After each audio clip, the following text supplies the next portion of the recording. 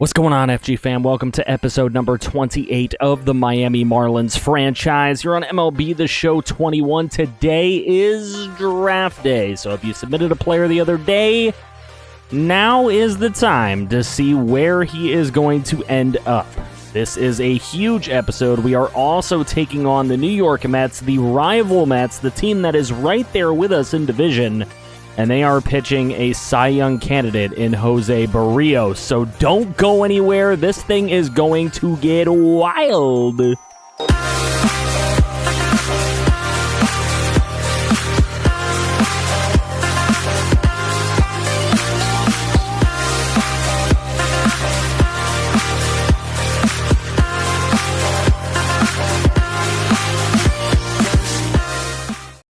The day that you have been waiting for is here, folks. We are here with Draft Day 2023 here in the Marlins franchise, and we are going to find out where all your players get selected, starting with the first overall pick in D'Animal Jaqueminon. He is coming from the Florida Gators. He will be a Pittsburgh Pirate. Really, really good stuff. This guy can strike out the lot of your lineup. Going to the second overall pick at shortstop, it is Robin Hood. Interesting story with Robin. He's coming from Louisville, Kentucky, and he's not going far. He's going to go over to Kansas City to play with the Royals, who had the second overall pick, and they jumped at the chance to take a guy like Robin Hood, who can hit for contact. He hits a little bit for power at the shortstop position as well, and he plays really good defense. Definitely a guy that you want to build around, so we'll see how he comes up in the Royals organization. The fourth pick is Forrest Wright. I know that's one of you out there, a third baseman from Illinois. He actually is a homer all the way through and through. Went to Illinois, and he will be a Chicago Cub. So staying in the state of Illinois from high school, college, and now the pros, the hometown hero in the top 5 selections. Very good third baseman who hits for contact. Then we had number 5 overall pick, Caden Idleman. Now, Idleman is coming from Venezuela, but the Maryland product here from the Terrapins will be an Oriole. Very, very good strikeout closer. Moving to the 10th overall pick, it is center fielder Denzel Hoekstra. Another Maryland player. Maryland had a few very good players this season en route to losing the College World Series final. You can see Hoekstra has some pretty decent power as the center field position. He'll be a Colorado Rocky. The 11th overall pick is Duran G-Man of Georgia Tech fame. This guy wanted to become a North Carolina Tar Heel, but instead they had no spot for him, so why not go to Georgia Tech? You can see he can hit the long ball, uses his big body, and he will be a Texas Ranger for some time to come. Here with the 12th overall pick, starting pitcher Jeffrey Alvarez. He's coming from Ole Miss, and he is traveling northward to Cincinnati to play for the Reds. He's got some great stuff. His slider can be devastating, and his fastball would just blow some people away. You could see Vatek having some trouble there. 15th overall pick, shortstop Bradley Jeffers. He went to Oregon. He's from Hawaii, and he went over to play with Oregon because Marcus Mariota is his all-time favorite athlete. And he will be drafted to the Philadelphia Phillies from the Oregon Ducks. You can see Jeffers, he can do a lot of things, play some defense, runs the bases well, and everything.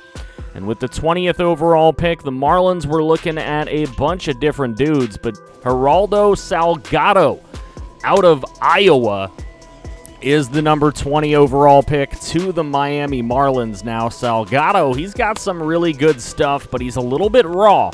It's going to take him a little bit of time to really become the player that the Marlins will look for him to become, but thankfully the rotation's pretty darn good in Miami, so they've got time. Number 21 overall pick is Makai 7. Coming from the Boston College area up in that New England part of the United States. He went to Boston College, And now drafted with the Washington Nationals, he will be donning that red, white, and blue, a little patriotic with the Washington Nationals. They've been quite a good rival for us, so maybe we'll get to see him eventually take on our Miami Marlins. Very good hitting catcher as well as defense. 23rd overall pick is third baseman Spencer Hunter, the other first-round Florida Gator getting selected here. He will be going to St. Louis to play with the St. Louis Cardinals. This man from the Florida area went to Florida, sat behind a couple of guys for a couple of years as a redshirt for 1 year, and now getting his chance here with the St. Louis Cardinals. John Conrath is the next Marlins pick. This was taken in the first comp pick round. Pick number 1 in that comp pick round. He's coming out of Auburn. He's got some great stuff as well. So a couple of big starting pitchers for the Marlins early in this draft. Second round, 5th pick, it is catcher Might Be Worthy, a Maryland product. I told you Maryland had a lot of really good products here. Might Be Worthy in this game that you're watching highlights of hit 3 bombs, and he will stay in the state of Maryland to play with the Orioles. Another guy from overseas. Maryland picking up some overseas talent, some South American talent due to the prowess of Richard McGowan, who is now their coach. Center fielder Ronnie Ribbett becomes the 8th pick in the second round. And he's coming out of Ole Miss as well. Ole Miss had a lot of really, really good players themselves, taking a lot of that Midwest talent this year en route to winning the College World Series final. He'll be a Red Sox. Marcus Munoz got a heavy look here from the Marlins coming out of Rutgers. They've done pretty well picking some Rutgers players in the past here. So in the second round, at pick number 20, it is Marcus Munoz who becomes the selection. He's got a really nice bat, and of course he's got the speed as well as a pretty decent glove. So he's a little bit raw, and some scouts question how good he can potentially get, but he's pretty decent for now. Bishop Bonds in the 3rd round, 1st pick. He'll be going to the Pirates, and the former Missouri Tiger definitely has a decent bat at first base, which you want him to have, but man, does he have the best mustache in all of baseball coming into the league. Undeniable with that old-timer boxer mustache and the long hair. Guy looks like a classic baseball player, but he definitely gets the hits, and it is going to be fun to watch him come up in that Pirate organization. We'll have to see how he does. In the 3rd round as well, pick number 9, here's starting pitcher Kyle Campbell coming out of Arkansas. He's going to have to travel way north to go play with the Toronto Blue Jays. We'll see what he's able to do in his career, but he has got some good stuff as well. More of a break pitcher than a velocity pitcher. And then Shannon Brown got a nice look here. Look at the power numbers that were scouted out by this Marlins scouting team. Round 3, pick number 20, coming out of Ohio State. Shannon Brown, the pick here. You can see in his highlights, doesn't look all that well, and that's because his contact really isn't all that great. More of a power bat than a contact bat, but he has a lot of learning to do, and some question how good he can actually learn and how much he can actually get better. The next Marlins pick was Kyle Colon coming in round 4, pick number 20. Out of North Carolina, Kyle Colon, a closing pitcher. The Marlins don't really need a ton of closers, obviously, with taking Nicholas Boucher and taking Joe Hagan in the last couple of drafts, but Kyle Colon, for a late-round pick, could be a steal. Another guy who might be a steal coming out of Boston College. The other Boston College product in this draft is first baseman Sean Coolio. Now, Coolio has some really good looks. Some might say he looks pretty Coolio, but he will become a White Sox, so it'll be interesting to see what Sean Coolio can do at first base and which first baseman taken late in this draft can actually be the better one in this draft class. Marlins next. The scouting team said go for Neville Haley, looking for some more relief pitching in Miami, and they're going to send Neville Haley coast to coast. Round 5, pick number 20 out of Stanford. Haley was doing a hell of a job striking out North Carolina in the game he came in and pitched in the regional final, but we'll see what he can do in the pros or in the minor leagues, in other words. One of the last picks in this draft, right fielder Hubba Bubba, and he definitely has potential to be one of the steals of the draft class. Round 5, pick number 22, coming out of Ole Miss. He's going to the Tampa Bay Rays. Can he be another one in a long line of very good prospects for Tampa Bay? Marlins out here looking at another starting pitcher, their third that would be selected in this draft, Kurt Blanks. And man, he could be a hell of a steal. He was lights out for Oklahoma State. A lot of teams overlooked him at Oklahoma State just because they were so bad this year. But he dominated in this game against Kansas State, so we'll see what can happen. Here's Geraldo Salgado, a 60 overall, B potential, 20 years old out of Iowa. That is actually not a bad pick at all, but like I said, a little bit raw. John Conrath, very, very raw. He's got the velocity, but a 47 B potential. Marcus Munoz is a decent player already. Very good contact, as I said, and some speed. 65 overall, but only C potential. How good can he get? Same with Shannon Brown, more of a power third base bat. 60 overall. He's got C potential as well. And then Kyle Colon, very, very raw closing pitcher, but hey, he's got potential to potentially become something in the future.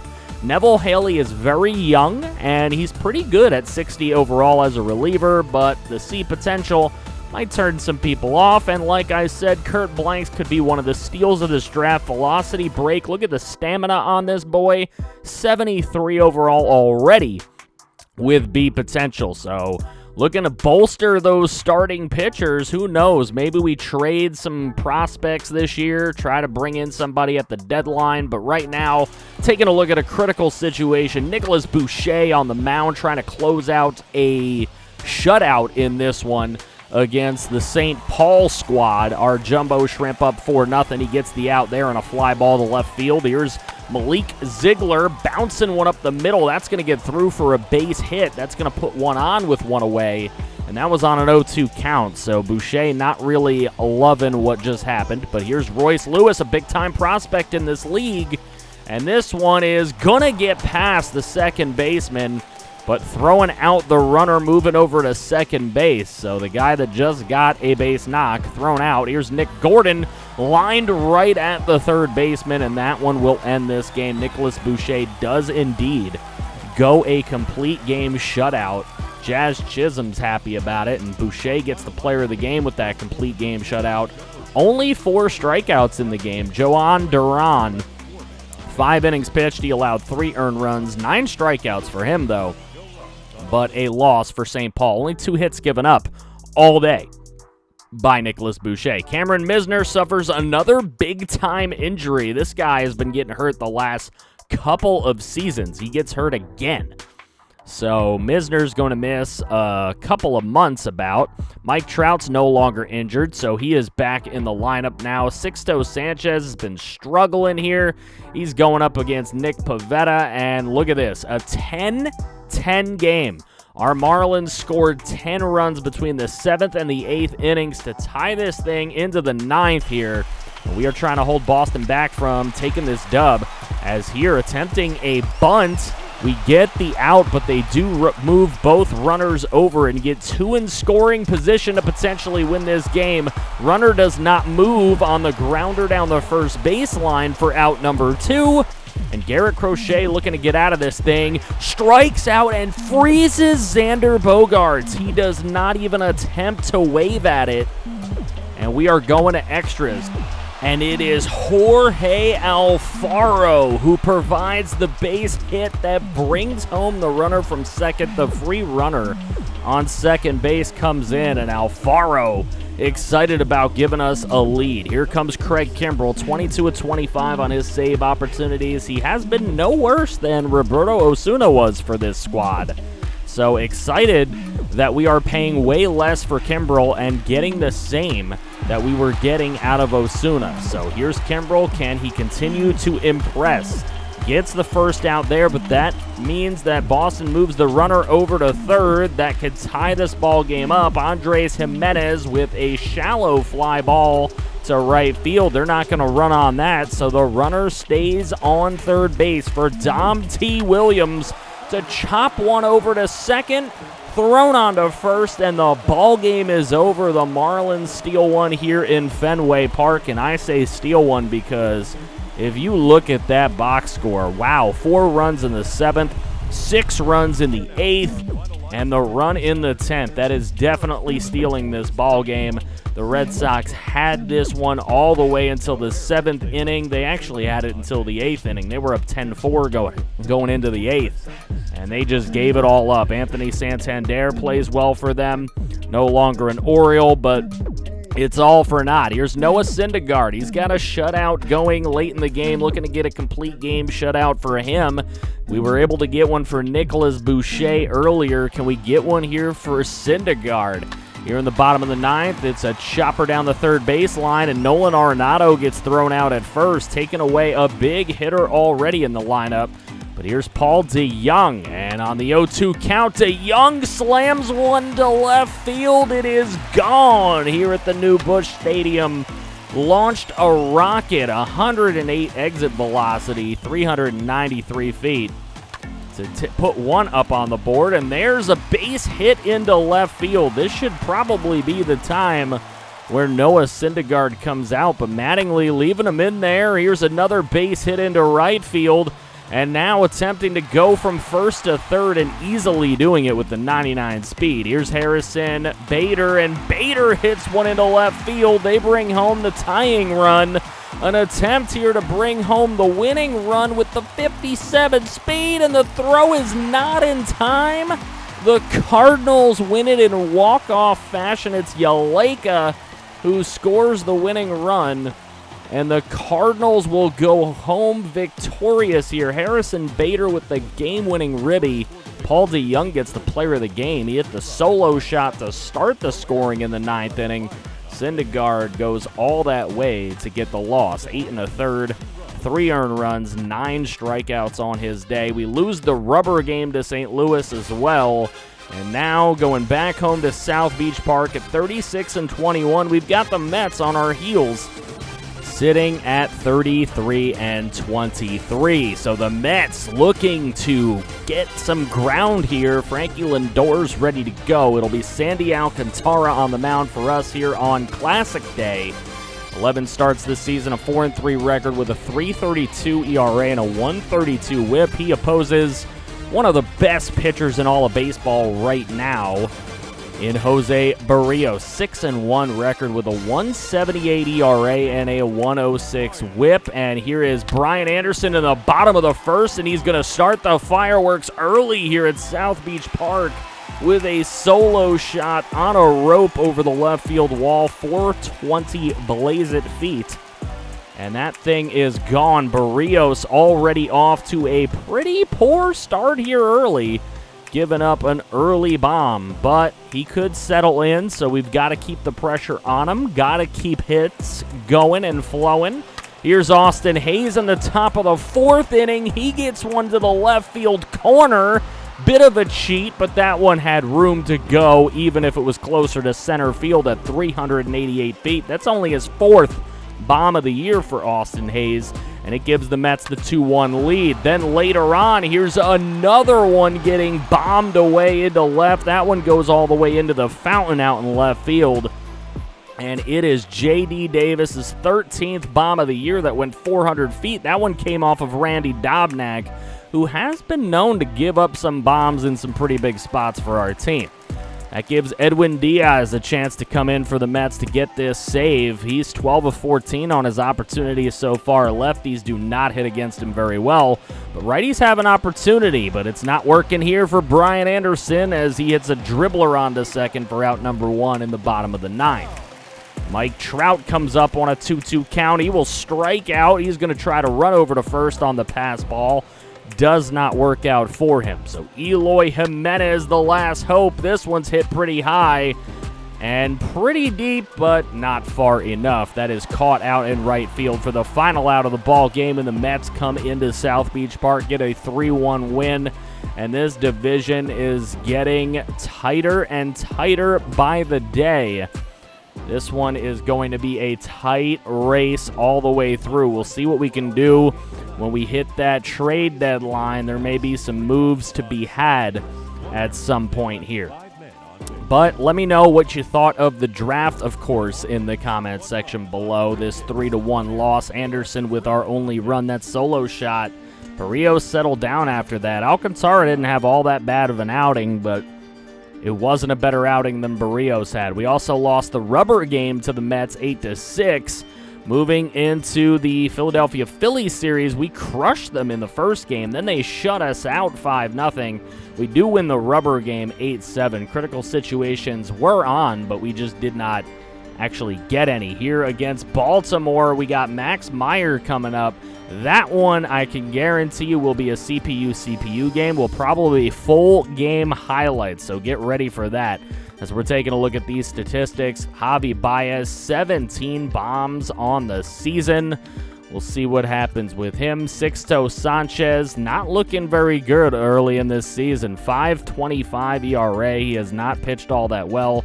A lot of our ERAs are a little bit worse than we would like to see him. Garrett Crochet is almost a 6 ERA. Some of these guys have got to hone it in. Jazz Chisholm's playing really, really well in AAA, as well as J.J. Bleday. Love seeing both of those guys thriving for sure. They may get call-ups in September. We'll see what happens when...